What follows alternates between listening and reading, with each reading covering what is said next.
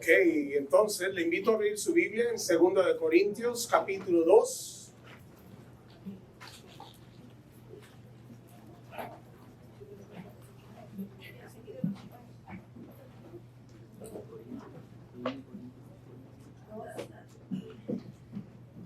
Segunda de Corintios, capítulo 2, dice el versículo 10 y 11, aunque nos vamos a enfocar en el versículo 11, pero mira lo que dice el 10. Si ustedes perdonan a este hombre, yo también lo perdono. Cuando yo perdono lo que necesita ser perdonado, lo hago con la autoridad de Cristo en beneficio de ustedes, para que Satanás no se aproveche de nosotros, pues ya conocemos sus maquinaciones malignas. Hoy quiero hablar con ustedes acerca de las maquinaciones del maligno. Este pasaje nos da cuenta de una situación que estaba enfrentando la iglesia de Corinto y que hemos estado abordando las últimas semanas. Y había tal conflicto y tal situación en la iglesia en Corinto por causa de una persona. Algunos dicen que era este hombre al que se refiere 1 Corintios capítulo 5. Pero otros dicen que no era ese tema, que era otro tema, otro de los tantos temas que habían en la iglesia en Corinto y que hay mucha discordia y contienda entre ellos. Y había llevado a la iglesia a un punto de estar pero muy dividida. Y en este pasaje él aborda el tema de este hombre a quien la iglesia debe perdonar. Y como vimos la semana pasada o antepasada, que estuvimos hablando sobre algunas formas para superar ofensas, buenas prácticas para superar ofensas, estuvimos hablando allí.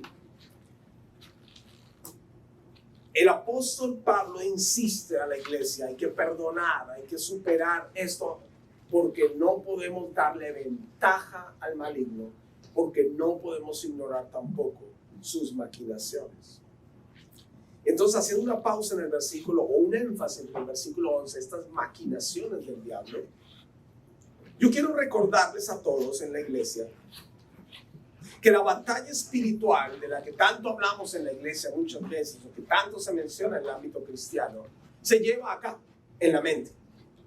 La gran batalla espiritual se lleva a cabo en la mente. Por supuesto, hay momentos y hay situaciones particulares donde se dan batallas espirituales en territorios o en situaciones, fenómenos sobrenaturales, como dirían algunos paranormales, que son satánicos, que vienen del maligno, de la influencia satánica sobre esta tierra, manifestaciones demoníacas y cosas que son más palpables, visibles. Claro que sí, eso también existe, eso también es real. Pero eso no sucede todo el tiempo.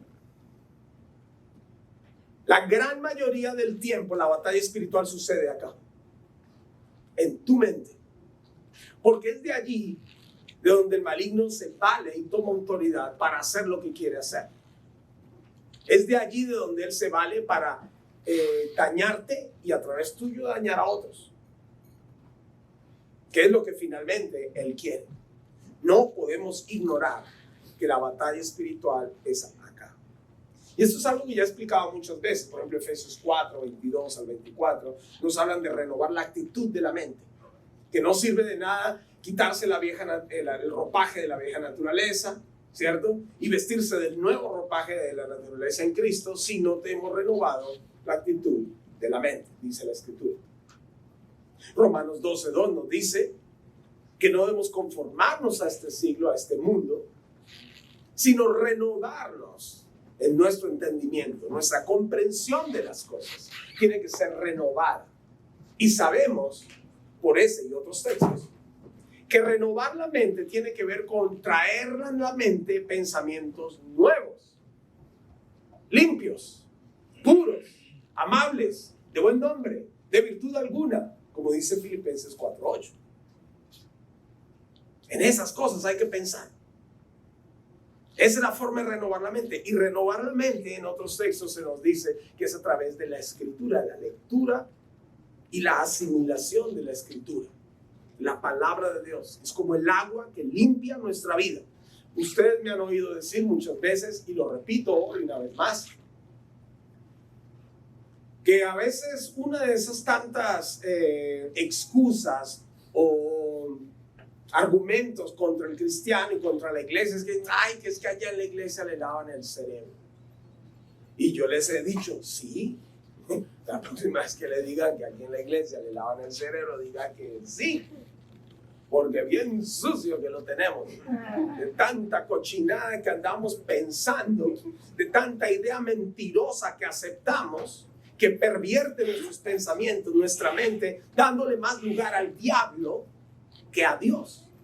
Y cuando tú te expones a la palabra de Dios, cuando vienes a la iglesia y tienes tiempos de adoración como los que hemos tenido esta mañana, donde puedes glorificar al Señor por todo lo que Él es, donde puedes exaltarle y derramar tu alma en Él, en tiempos de adoración, por supuesto que tu mente es renovada. Por supuesto que tus pensamientos son cambiados. Por supuesto que Dios está obrando en ti. Y eso el maligno quiere evitarlo. Entonces hay algo que él hace antes de que tú llegues o te expongas a la palabra, antes de que tú te expongas a un tiempo de adoración en la iglesia como este, o a la predicación de la Escritura. Hay algo que él hace previo: maquinar contra ti. Estas maquinaciones debemos entenderlas como las estrategias, artimañas. Algunas traducciones dicen estratagema de hombres, en Efesios 4, en la Reina Valera, por ejemplo. Pero debemos entender que estas maquinaciones son los planes, las intenciones de Satanás contra ti.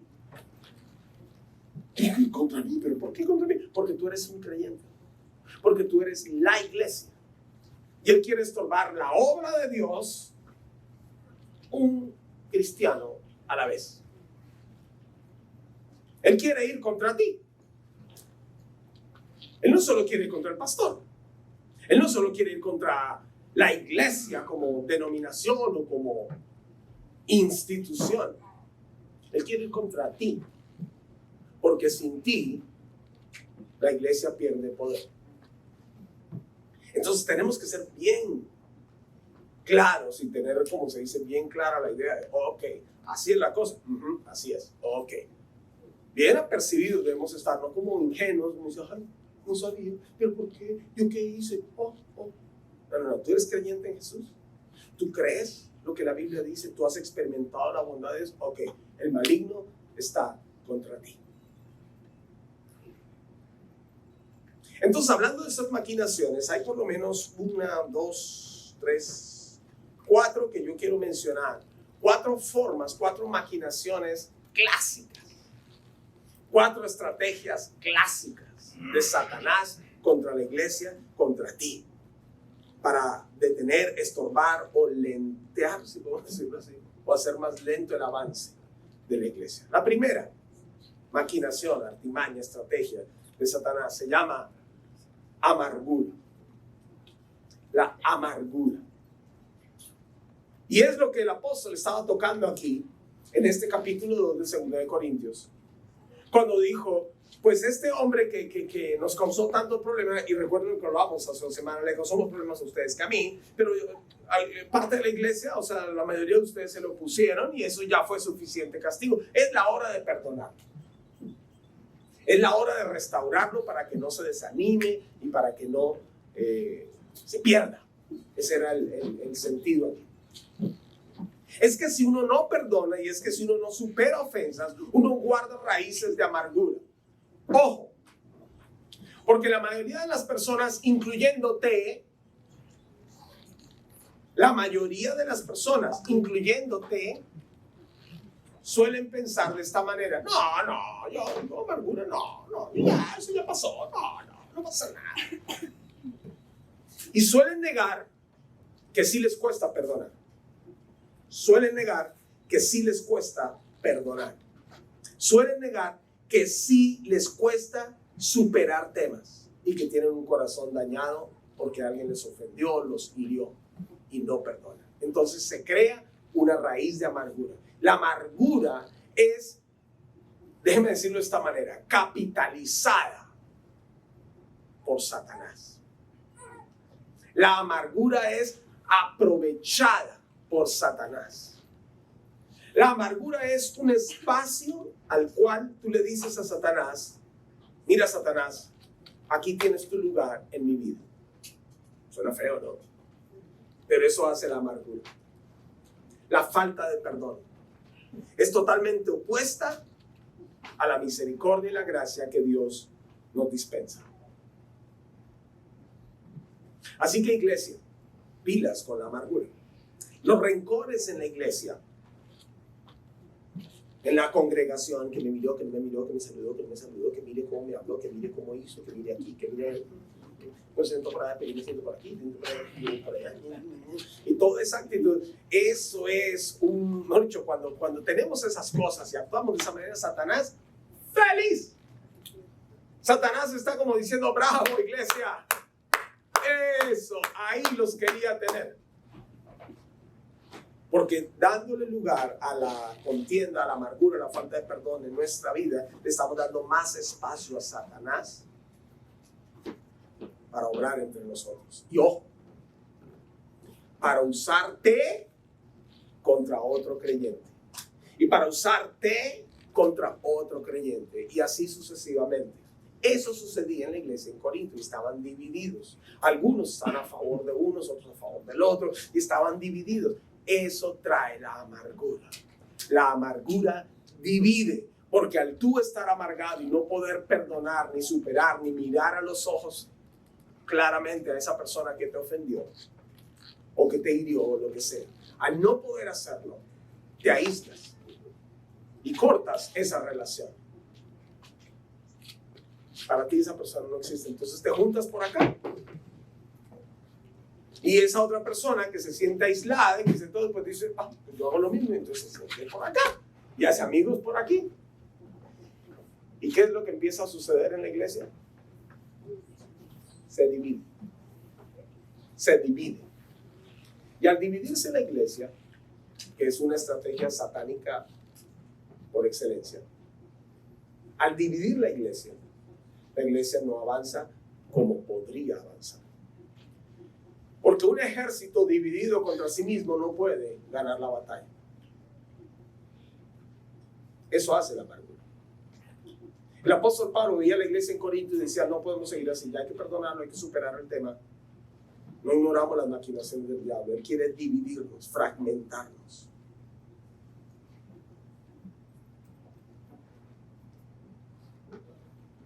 Es cierto, te ofendieron. Eso es un hecho, no se puede negar. Es cierto, estuvo mal. Es cierto, esa persona se equivocó. Es cierto, te dolió. Es cierto, aún te duele. Pero es cierto que si no perdonas y superas el tema, te vas a estancar.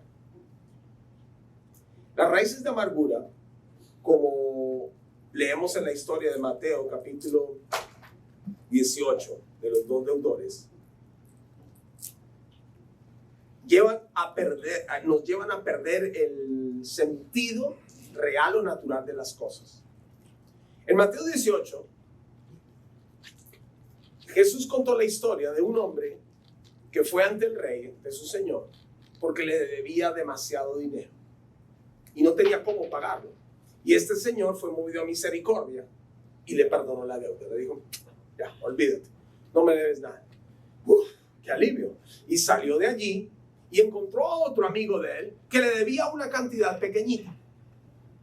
Y lo increpó y le dijo, págame todo lo que me debes.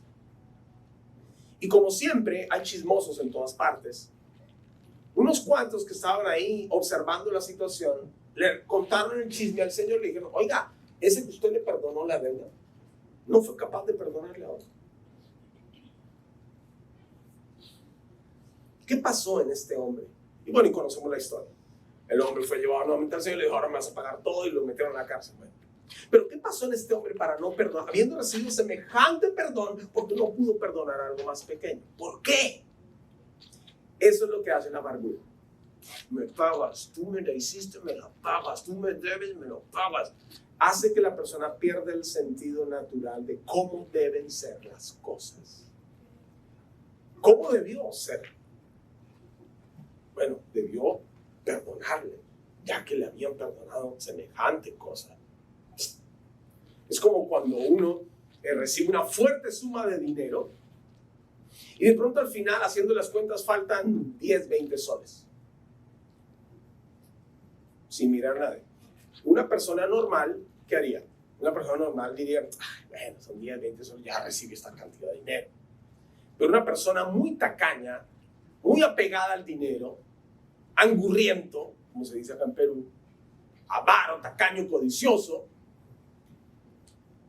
en fin, esa persona se araña por los 10 soles que le faltan. ¿Y dónde están los 10 soles? ¡Uy! Pero oye, tienes, no sé, 50,000, 60,000 soles ahí, ya que son 10 soles. ¡No! ¿Dónde están los 10 soles? ¡Uy! ¿Me dejo entender? Eso es un ejemplo. Eso jamás sucedería acá. Pero me refiero es porque eso mismo sucede con la amargura. Dios nos ha perdonado. O sea, Dios nos ha perdonado. Una deuda totalmente impagable. Y le guardamos rencor a fulano y a fulanito porque me miró mal, porque me saludó, porque la otra vez me contestó horrible. Uy, se cree. Y eso no es lo peor. Lo peor es que guardas esa amargura ahí en tu corazón por semanas, meses y hasta años. Y eso distorsiona tu perspectiva de vida. ¿Cómo le pasó a este hombre? El hombre no pudo ver con claridad y decir, oye, me han perdonado tanto. Ya olvídate, ¿sabes qué? Dios ha sido tan bueno, me perdonaron a mí esto, ya lo que tú me debes, nada. Compara la ofensa que te han hecho a ti o te han propinado a ti con cuánto tú has ofendido al Creador, con tus acciones, pensamientos, palabras y actitudes. Y mira a ver si hay proporción. Y mira a ver si eso te daría a ti el derecho de guardarle rencor a alguien, de cortar esa relación y no perdonarle, no restaurarle. Piénsalo. Pero mientras te respondes, yo te respondo. No tienes derecho. No tienes derecho a no perdonar a alguien cuando Dios te ha perdonado a ti todo lo que tú has hecho contra Él. No tienes ese derecho. La amargura nos hace creer que tenemos el derecho de ser indiferente, de cortar esa relación. El apóstol Pablo en los versículos anteriores le decía a la iglesia en Corinto, ya es hora de perdonar. Ya fue suficiente. No hay que dejar que se desanime, que se pierda. Entonces, iglesia, la amargura, y bueno, quiero referirles, ya les hablé de Mateo 18, pero solamente para que lo anote por ahí, se está tomando apuntes. En 1 Samuel capítulo 28, se nos cuenta la historia de Saúl persiguiendo de una forma totalmente lleno de amargura, odio y rencor a David. Y en su persecución y desesperación, resulta que David pues era más astuto, y entonces se había hecho una alianza ahí con algunos pueblos, y algunos pueblos iban a ir contra Saúl, y le dijeron a David, bueno, ya que tú estás con nosotros, tú también vienes con nosotros, ¿ok? Y él dijo, bueno, ok, yo voy, ¿sí? Pero él iba como rezagado, ¿no? O sea, ya iban los enemigos y él iba como rezagado en la pelea, y Saúl cuando ve eso se desespera, porque por su amargura persiguiendo a David, no se dio cuenta que no se preparó para la batalla con los filisteos en ese momento y el otro pueblo, aquí, algo así se llama el otro pueblo. Perdió la noción de la realidad y no sabía qué hacer. Y entonces se le ocurre la gran idea de ir y consultar a una divina para que le traiga a Samuel, que ya había muerto, que invoque el espíritu de Samuel. De eso hablamos otro día, que es otro tema bien controversial. Pero bueno, de eso hablamos otro día. El caso es que ¿a qué lo llevó la amargura a Saúl? A involucrarse en la hechicería. que esa es otra de las maquinaciones que voy a hablar en un ratito. Deme tiempo, por favor. La amargura que invadió a Saúl de ensañarse y perseguir y matar a David, no obstante David le había perdonado la vida 2 veces, lo llevó a consultar la hechicería.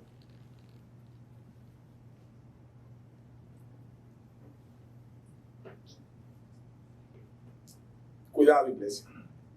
Déjelo ahí, póngale pausa. Sigamos la siguiente maquinación. La inmoralidad. La inmoralidad es otra de esas estrategias clásicas de Satanás contra la iglesia. Contra los seres humanos, en realidad. Pero con mayor énfasis, ahínco, contra la iglesia. La inmoralidad es muy probable, como dicen algunos comentaristas bíblicos, que la división o la tensión que había en este pasaje en 2 Corintios 2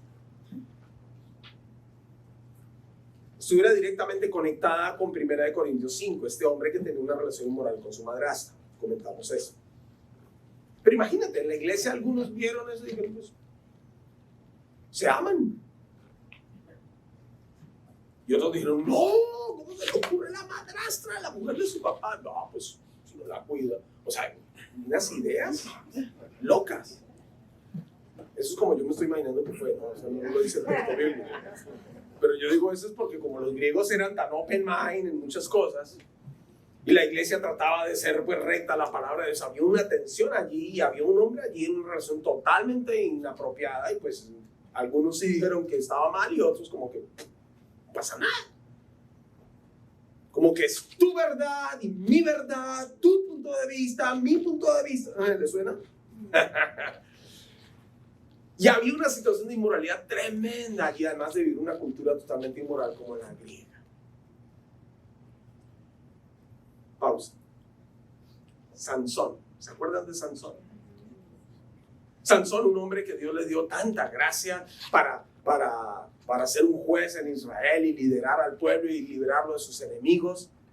Y Dios le dio una gracia, una fuerza para vencer. La historia de Sansón nos cuenta en el libro de Jueces, capítulo 16, que él vencía a 200, a 300, a 400 hombres, él solito. O sea, a veces uno no puede ni con uno mismo, pero Sansón podía con él y con otros. Tremendo poder que Dios le dio. Pero él tiene un problema. Él tiene un problema, y es que tenía unos ojitos conquistadores. Era muy mirón. ¿Verdad? Y la chica me miró Sansón. Y eso lo llevó a coquetear no solo con las mujeres, sino con el pecado. Y pues usted conoce la historia de Dalila, ¿no? Y Dalila pues lo sedujo y cuéntame, ay, tú no me amas, no me dices la verdad. Y 3, 4 veces lo engañó Sansón, hasta que ella dijo, tú no me quieres, mejor me voy con mi mamá. Y él dijo, no, ya le estoy tomando el pelo mucho a Dalila, ya. Y le contó la verdad. Nunca me han cortado el cabello porque yo hice un voto de consagración al Señor, y si me cortan el cabello, ya fui. Y literal, cayó por su inmoralidad. El problema no era el cabello, el problema era su actitud inmoral de andar coqueteándole al pecado por aquí y por allá. Y Satanás lo venció, y gran desgracia hubo para el pueblo de Dios en ese tiempo. Segundo de Samuel, capítulo 11. David, el gran rey David. Saúl mató a 1000, David a sus 10,000. Y todo el pueblo victoriaba a David y honraban a David porque, bueno, la Biblia nos dice que era un gran hombre de Dios y que incluso tenía el corazón conforme al corazón de Dios, o sea, tremendo, pero seguía siendo hombre. Y entonces David pecó de inmoral con Betsabé. ¿Usted recuerda? La vio por allá que se estaba bañando, la vio calata como Dios la trajo al mundo, y dijo, está bonita. Y como él era el rey, entre comillas, podía hacer lo que le daba la gana, dijo, tráiganme a esa mujer. Se la trajeron, se acostó con ella, la dejó embarazada, mandó matar al esposo Porque lo mandó traer, lo mandó colocar en el frente de batalla a Urías. Lea, 2 de Samuel, capítulo 11, toda la historia, capítulos antes, capítulos después. Y ¡sacapum! La inmoralidad trajo gran desgracia a David y a su familia y al pueblo. Pero el problema de David, de su inmoralidad, ¿sabe dónde empezó? No empezó mirando la calata. Su problema empezó con la pereza. No levanten la mano aquí los perezosos. Pero la pereza, el ocio, abre puertas a la inmoralidad. ¿Por qué le digo esto? Porque él debía haber ido a la batalla. La historia es muy larga, por eso la estoy parafraseando y resumiendo acá. Ese día él debía ir a la batalla, como todos los reyes, una vez al año, iban a las batallas de su pueblo. Y él dijo, no, yo no voy, me quedo. Y todos los hombres se fueron, y todo el ejército, y él se quedó solo en el palacio, viendo Netflix.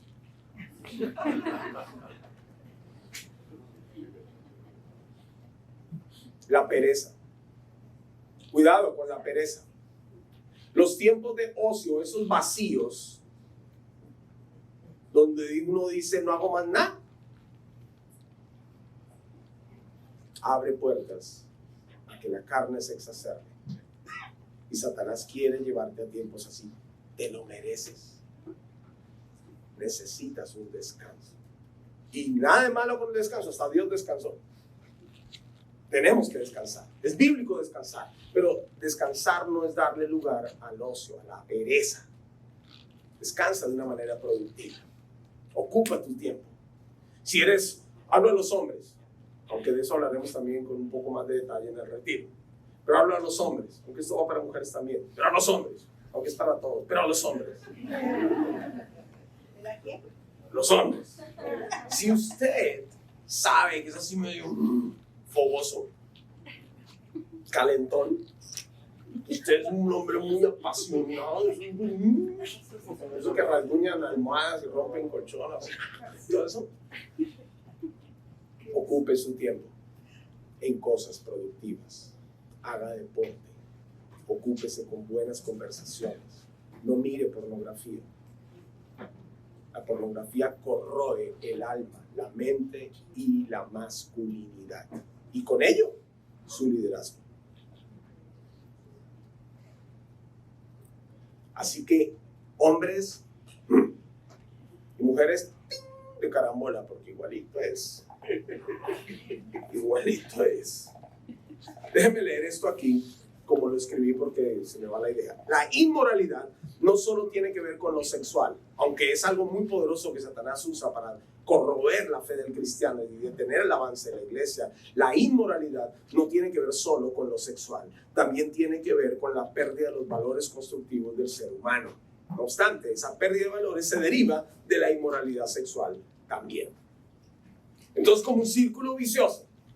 Hoy miramos en el mundo y decimos, ¡qué barbaridad! La corrupción, la deshonestidad, ¡ay no! ¡Uy! Mejor eran los tiempos de mi abuela. Y todos decimos que todo pasado fue mejor. Y uno dice, está bien. Pero la inmoralidad, Romanos capítulo 1, comienza cuando el hombre deja de creerle a Dios y empieza a creer más en sí mismo. Y empieza a adorar las criaturas antes que al Creador. Y se hace ídolos de cuanta cosa ve, oye y siente en esta vida. Lea Romanos capítulo 1, versículos 18 en adelante. La inmoralidad se debe a la decadencia espiritual de la persona. Una persona no cae en pecados de inmoralidad, en cualquiera de sus formas, inmoralidad sexual, inmoralidad o falta de ética o deshonestidad, ¿sí? Corrupción, etc., de la noche a la mañana. Es un proceso de decadencia.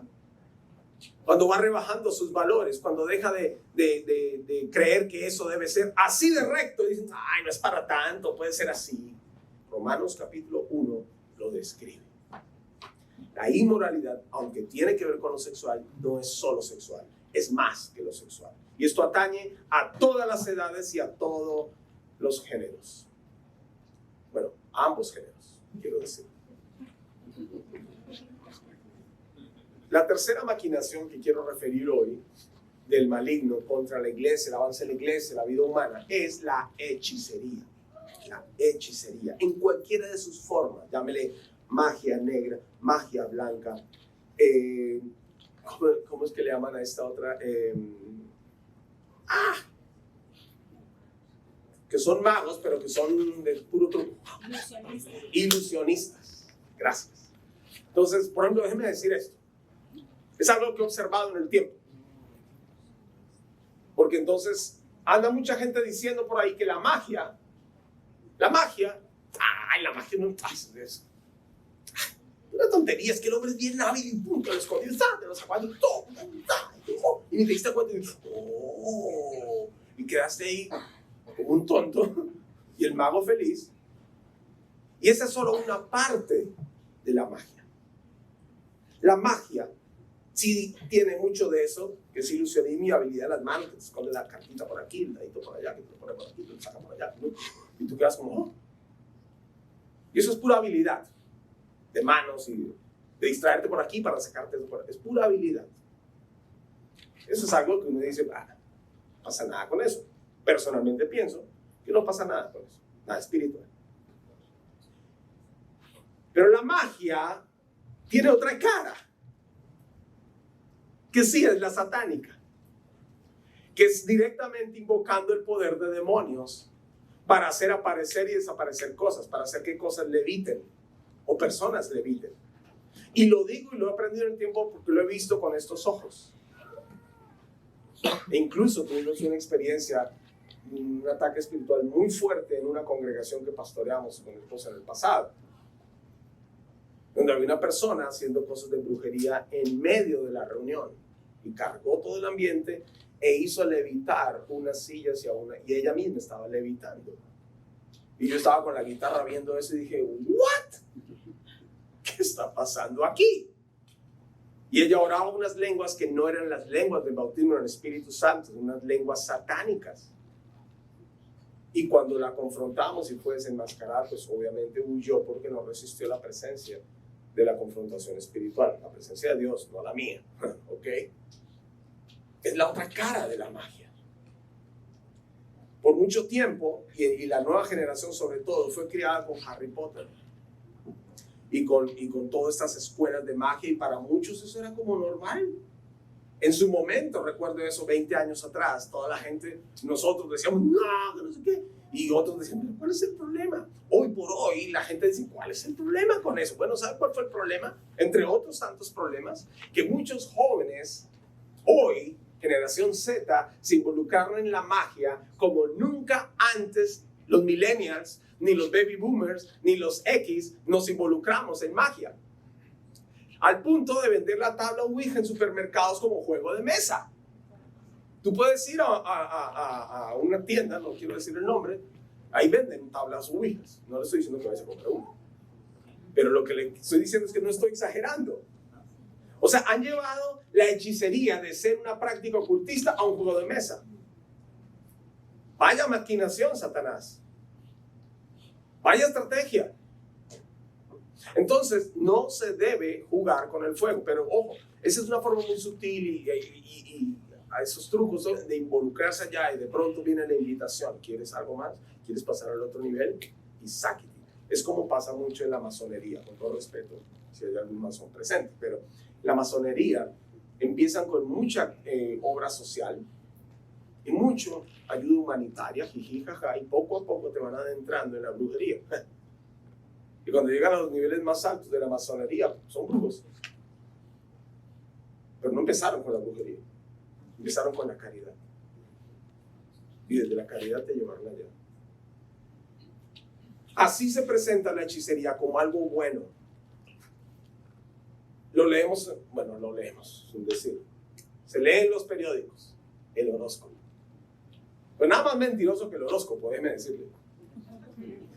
Porque un día de tanta estar estudiando cosas de estas, entonces se me dio por, vamos a ver qué me dice el horóscopo a mí. Porque según los signos zodiacales y toda esa cosa, yo soy Géminis. Y entonces agarré un periódico, y agarré otro periódico, y me agarré otro periódico. Y adivina qué. Ninguno coincidía. Este decía una cosa, el otro otra. Y yo, ay, sí, ya le voy a creer entonces. ¿A quién le creo? Bueno, pero si le creyera, seguro que me condicionaría lo que dijera cierto horóscopo. Si pongo mi fe en eso, y ahí es donde juega Satanás. En donde tú colocas tu confianza, donde tú le abres la puerta, ahí entra. Fue lo que sucedió en Génesis capítulo 3 con Eva. Porque la hechicería comienza cuando tú le abres la puerta a un diálogo con el maligno. Y ese diálogo con Satanás sucede ¿dónde? No en el huerto. Eva, porque ese era su entorno. Pero a ti te va a suceder en la comida, en el supermercado, en tu cama, en tu oficina, donde quiera que tú estés. Allí Satanás te va a hablar. Y si tú te pones a dialogar con él, que es el principio que quiero señalar, no abras puertas para dialogar con tus propios pensamientos pecaminosos. Satanás apeló a los deseos de los ojos y a la vanagloria de la vida en Eva. Bueno, también apeló a la carne. Dijo que era bueno para comer, que era agradable a los ojos y algo codiciable para alcanzar sabiduría. Y ella dijo, es que ya me la imagino a Eva. Déjeme decirle, ya me la imagino. Uy, voy a ser mejor que Adán. Ahora sí, ese no me va. Voy a ser como Dios, sabiendo el bien y el mal. ¡Wow! Se fregó. Bueno, no fregó. Porque después vino Adán. Hola, Adán, come la manzana. Sin ningún discernimiento, sin ningún criterio de nada. ¿Qué fruto es ese, Eva? Cómelo más. Y el otro obediente. En fin. Se abre la puerta a la hechicería, brujería, magia, lectura de cartas, chamanismo, cualquiera de las formas, tabla, ouija, en fin, ayahuasca, en fin. Se abre la puerta a la hechicería también a través de la idolatría. Éxodo capítulo 20 señaló allí el Señor: no tendrás dioses ajenos delante de mí. No te harás imagen de lo que hay en el cielo o en la tierra. ¿Qué hizo el ser humano? Hacerse una imagen. Y empezar a adorar a las criaturas antes que al Creador. ¿La idolatría abre puertas a la hechicería? Sí, Señor. Ojo, que la idolatría no es solamente adorar a San Martín de Porres o a Santa Rosa de Lima o al Señor de Lourdes o al del Uruguay o al de Huancabamba o al señor García, porque allá voy. La idolatría tiene que ver con colocar a cualquier persona o cosa por encima de Dios en tu vida. Te conviertes en un idólatra, aunque esto le va a entrar en reversa a más de uno y espero verlos el próximo domingo aquí en la iglesia. Pero te conviertes en idólatra cuando dedicas más tiempo, esfuerzo y dinero al trabajo, a las cosas personales que a Dios. Te conviertes en idólatra, y no quiero levantar aquí un legalismo, no, pero quiero es llevar el concepto de la idolatría a lo que realmente es, colocar cualquier cosa primero en mi vida antes que Dios. ¿Me dejo entender? Si Dios no es primero en mi vida, si cualquier otra cosa, mi esposa, mis hijos, mi trabajo, mi carro, mi equipo de fútbol, aunque sea pésimo, o el de algunos, ¿me dejo entender? Si todo eso es primero antes que Dios, soy un idólatra. Ay, pero ¿cómo es eso de poner a Dios primero? Bueno, Llénate de su palabra. El estilo de vida de oración, Biblia y obediencia te va a ayudar a balancear tu vida. No que no trabajes, no que no salgas de vacaciones, no que no te diviertas, pero que tu vida gire en torno a los propósitos de Dios. ¿Que puedes hacer de todo? Claro que sí, puedes hacer todo lo que quieras, pero no todo es conveniente. 1 Corintios 10, 23 y 1 Corintios 6, 12. Puedes hacer lo que quieras con tu vida, pero no todo te edifica ni te conviene. Entonces tienes que discernir, esto sí, esto no. Cuando Dios es primero en tu vida y no eres un idólatra, sino que Dios es primero en tu vida, tú quieres agradarle primero a Él antes que a las personas. Tú quieres hacer la voluntad de Él primero antes que la voluntad de tu esposa o de tu esposo, de tu papá o de aquella persona a la cual tanto quieres agradar. La idolatría se convierte en algo muy sutil. No hay imágenes en la casa, no hay ningún santo, ninguna foto, estampita ahí que le prendamos velitas y eso sí, ya esa parte de la idolatría como que mucho cristiano ya la superó. Y ya entendió que por ahí no es. Genial. Pero reemplazó la estatua por una carne de hueso, 90, 60, 90. La esposa. Y todo lo que ella le dice, mi amor. Y muchas veces ni va a la iglesia ni busca a Dios porque la esposa se le opone.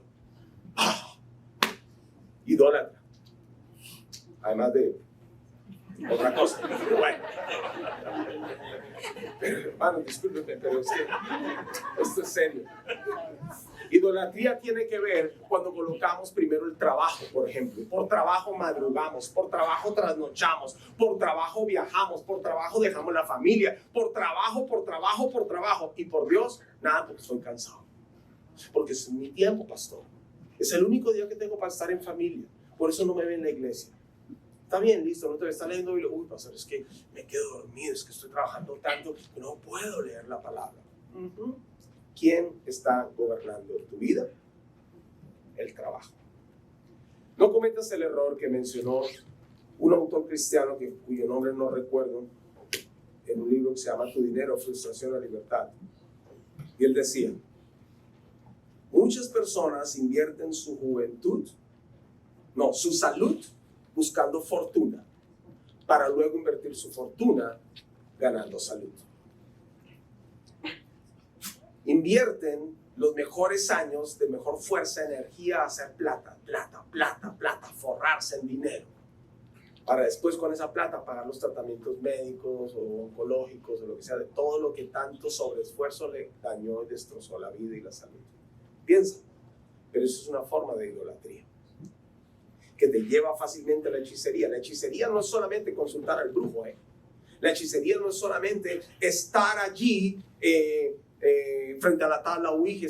La hechicería también tiene que ver con empezar a conversar con otras fuentes de autoridad en mi vida que no son Dios. Cuando ya la persona empieza a pensar cosas como, por ejemplo, es que no, leo la Biblia y no, debe haber algo más. Como que no, estoy buscando de Dios, no, ya me cansé de orar, no, voy a intentar esto por aquí, voy a intentar esto por allá. Y no que el cristiano no pueda estudiar otras cosas y aprender de otras materias y tener otros conocimientos. El apóstol Pablo era un hombre muy letrado y tenía mucho conocimiento y se movía a un nivel intelectual muy alto. Y no era el único en la Biblia que se movía a ese nivel. Pero Dios era primero. Y su palabra era el filtro por el cual procesaba todo lo que veía, recibía y hacía. Hagamos lo mismo, iglesia. Cuidemos la idolatría porque nos lleva a la hechicería. Cuidemos las invitaciones y conversaciones internas a practicar y buscar las fuentes de sabiduría que no es Dios. Cuidémonos, porque esa es una maquinación muy poderosa de Satanás. Amargura, inmoralidad, hechicería y la última, ceguera espiritual. Es otra de esas maquinaciones poderosas y por excelencia de Satanás contra la iglesia y contra la humanidad. Satanás, 2 Corintios 4:4, dice que ha cegado la mente de la gente para que no les brille la luz del evangelio.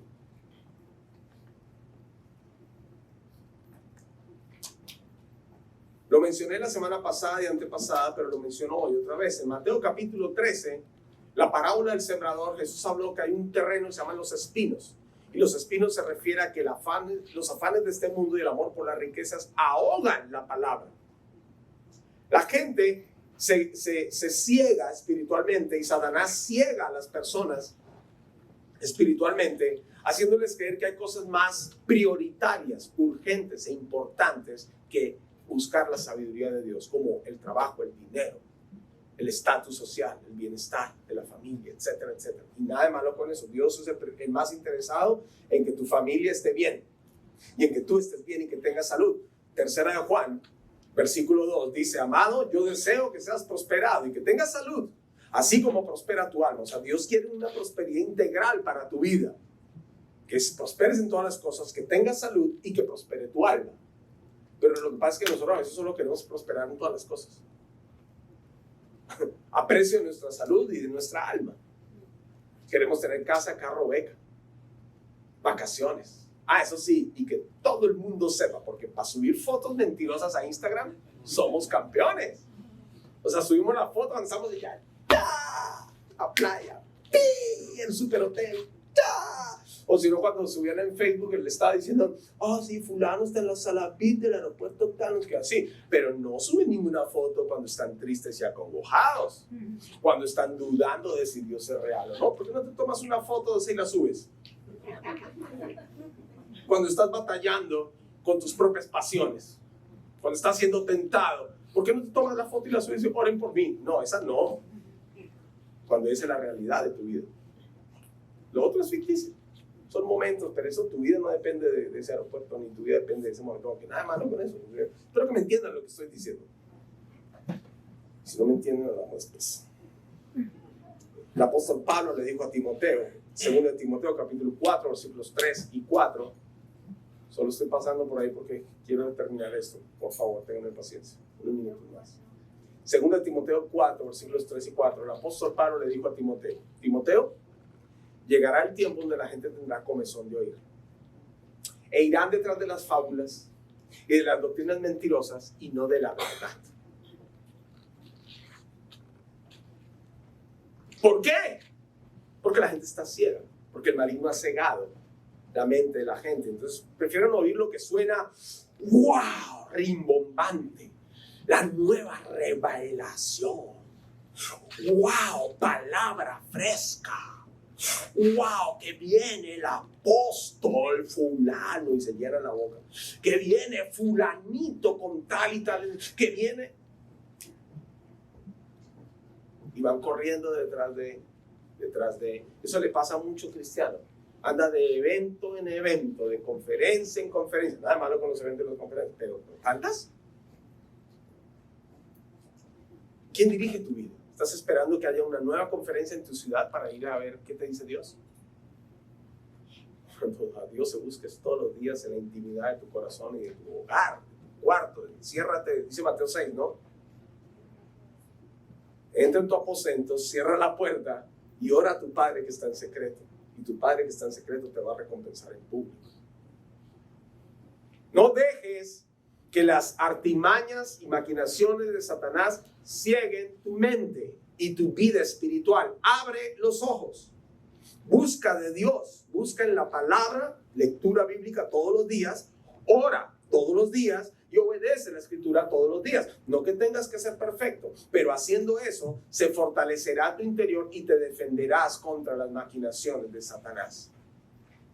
Parte de esa ceguera está generada porque Satanás estimula nuestros deseos, como lo expresó en 1 Juan capítulo 2, versículos 15 al 17, donde se habla de los deseos de la carne, los deseos de los ojos y la vanagloria de esta vida. Y dice allí que eso no proviene de Dios, sino del mundo.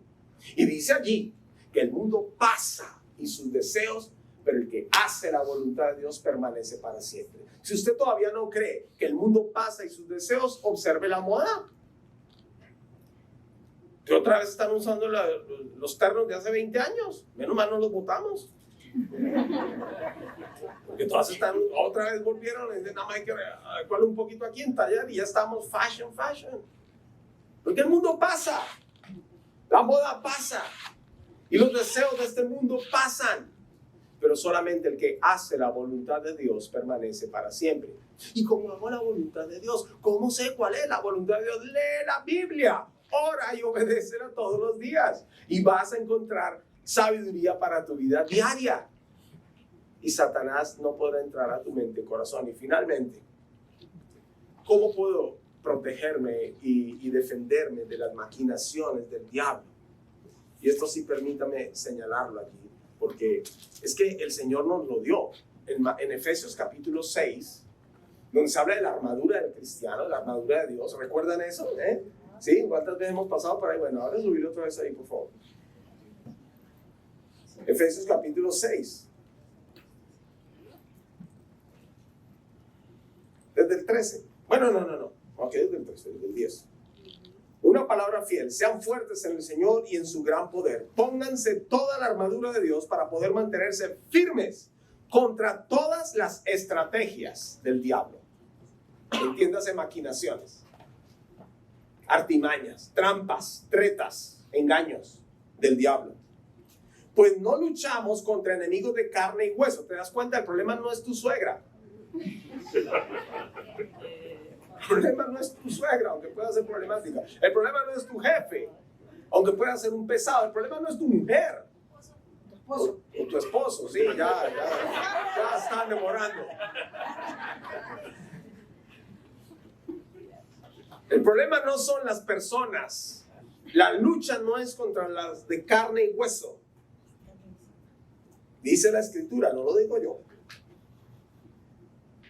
No luchamos contra enemigos de carne y hueso, sino contra gobernadores malignos y autoridades del mundo invisible, contra fuerzas poderosas de este mundo tenebroso y contra espíritus malignos en los lugares celestiales. Luchamos contra Satanás y sus demonios. La demora que estamos teniendo en recibir nuestro templo insonorizado y toda la animosidad que hay contra la iglesia y contra la iglesia es espiritual. Son demonios que están azuzando a todas estas personas contra la iglesia. No voy el miércoles allá a darle pum y patada a toda esa gente. No, porque ellos no son el problema, son el instrumento de quien sí es el problema, de Satanás. Versículo 13. Por lo tanto, pónganse todas las piezas de la armadura de Dios para poder resistir al enemigo en el tiempo del mal. Así, después de la batalla, todavía seguirán de pie. ¿Quiénes quieren seguir de pie después de vencer las batallas de Satanás? Queremos todos estar de pie, firmes. Defiendan su posición, poniéndose el cinturón de la verdad y la coraza de la justicia de Dios. La verdad de la palabra de Dios y la verdad de tu vida moral. Que seas una persona veraz. Eso le cierra puertas a Satanás. Si eres un mentiroso, si eres un deshonesto, uno que anda por allí haciendo sus cosas para ganar más plata, para salir siempre aventajando a otros, no sé, bueno, lo siento, Satanás está gobernándote. No Dios. Sorry. Y la coraza de la justicia de Dios. Mi justicia no soy yo, ni mi carisma, ni habilidad, ni conocimiento, ni experiencia, sino Dios en mí. Pónganse como calzado la paz que proviene de la buena noticia a fin de estar completamente preparados. Comparte tu fe. Habla a otros de Cristo. Eso le cierra puertas a Satanás en tu vida también. Porque cuando tú compartes tu fe con otros, reafirmas tu fe en ti mismo. Y ahí sí, discúlpame, pero que no te lo cuenten. Tienes que vivirlo. Además de todo eso, levanten el escudo de la fe para detener las flechas encendidas del diablo. Hay un escudo contra los ataques satánicos. Esos ataques satánicos no vienen, como digo, te he dicho muchas veces, Satanás no se te aparece con cachos, todo rojo, narizón y cola. Así no se te aparece Satanás. Se te aparece en forma de jefe, en forma de mujer seductora, en forma de dinero fácil, en forma de adicción, en forma de vicio, en forma de riquezas rápidas e ilícitas, etc. Así se te aparece Satanás. En forma de ideología. Y son flechas encendidas, dardos de fuego. ¿Con qué te defiendes? Ay, no sé, yo me escondo. No. Tú te defiendes con el escudo de tu fe. ¿En qué crees? Y eso es lo que pones como escudo. Pero si no sabes lo que crees, pero si no tienes claro lo que crees, porque ni oras ni lees la Biblia, entonces, ¿de qué estamos hablando? Satanás arremete contra ti. Dice allí, pónganse la salvación como casco y tomen la espada del Espíritu, lo cual es la palabra de Dios. Oren en el Espíritu en todo momento. Y es que aquí señala, el casco es la salvación, que tú tengas clara tu fe en Cristo y tu salvación, que si te mueres hoy, al cielo vas. Si tú dudas que si te mueres hoy vas al cielo, ahí hay un asunto que arreglar en tu fe. Y por eso Satanás te puede y mucho, porque estás inseguro de qué pasará contigo en la eternidad. Pero si estás firme, no tienes miedo a la muerte, no tienes miedo a ningún embate del maligno en ese sentido. Te dejo entender, tener clara la salvación es muy importante. Si tienes dudas, acércate, ven, hablemos. Si no estás seguro que si te mueres hoy vas al cielo, habla con los obreros del altar, habla con los pastores de la iglesia, habla con alguien maduro espiritualmente que te aclare los temas y te lleve a una convicción espiritual de salvación y fe. Y dice que la palabra es la espada, es con lo que tú puedes hacer frente al maligno. Mateo capítulo 4 muestra cómo Jesús utilizó la palabra, aunque Satanás tergiversó algunos textos de la palabra para atacarlo. Pero él dijo, no Señor, porque escrito está. Y cuando tú lees Biblia, y por eso insistimos tanto en la iglesia, en leer la Biblia, no solo leerla aquí el domingo cuando el pastor dice, ábrala de tal parte, así aquí queda, aquí hay el papelito la semana pasada, léela todos los días, porque esto es lo que te da fortaleza a ti y herramienta para agarrar a Satanás y decirle, cállate mentiroso, porque la palabra de Dios dice tal cosa. Y yo no soy lo que tú dices que soy, yo soy lo que Dios dice que soy. Así que, y así cerramos la puerta a las maquinaciones del diablo. Aquí solo menciono unas cuantas: la amargura, la inmoralidad, la hechicería, la ceguera espiritual. Pero contra todas estas maquinaciones y otras que pueden haber, la armadura del cristiano nos da suficiente herramienta para vencer, para salir airosos. Iglesia, no seamos ingenuos. Vivimos en constante batalla espiritual. Prepárate para eso. Prepárate espiritualmente para eso. No vivas la vida de balde. Vamos a orar.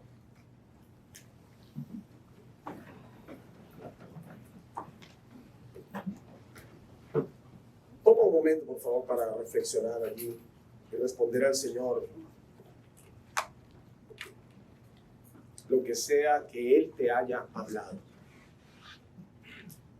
como Él te haya hablado.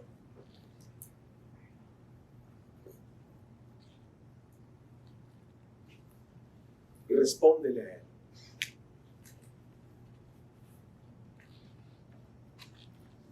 No importa tu edad, no importa tu contexto, si tú eres un joven, si eres un adolescente, si eres una persona mayor, ya eres abuelo, no importa. En Él tú estás en batalla. Si estás en el Señor, tú estás en batalla contra el maligno. Porque el Señor también dijo, el que no está conmigo, contra mí es.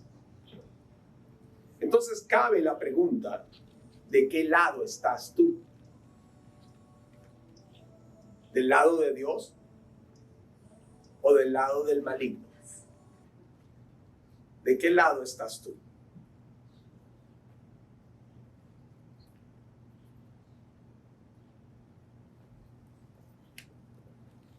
Quiero invitarte a que te pongas del lado de Dios. Si tú eres una persona que está aquí pero aún no tiene certeza de su salvación, no tiene certeza de que si se muere hoy va al cielo, yo quiero invitarte a que hagas una oración con nosotros hoy y te coloques del lado de Dios.